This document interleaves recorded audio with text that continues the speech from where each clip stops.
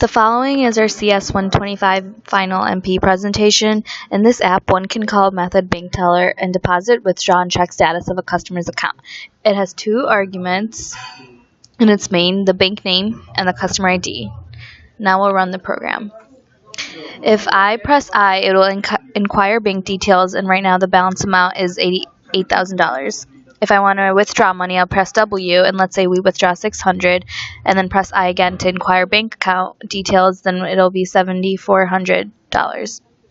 If I want to deposit money and press D, let's say we press 800 and then press I to inquire details again, then it'll be 8,200. If I want to exit the program, I press E. So the way this program works is first we start by calling two arguments. The first argument where we can determine the name of the bank, and the second argument where we pass a customer ID. So I have two files here, account data and customer data. Here, customer, the name of the customer and where they live is associated with the ID, and then the second one is where the account details of the customer is associated with the ID. So now if I go into a bank teller, I see that I first initiate a new operation.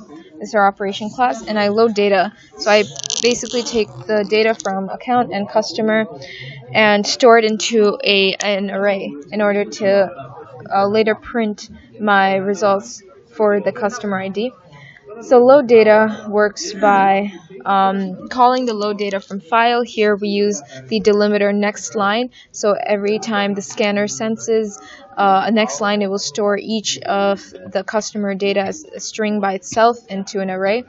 And once we get the array, we can our bank teller calls get customer details and get customer accounts. And then in get customer details, we have a for each loop that goes through the whole array customers.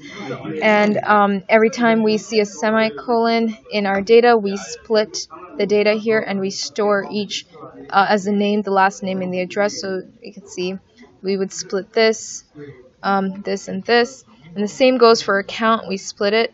And once we split it, we can create objects of customer and account, and we save them as instance variables. So once we save them as instance variables, it's very easy to print out this data associated with the account number. We also have a customer class here, which just has all the declares instance variables of the object customer, and that's basically how our program works.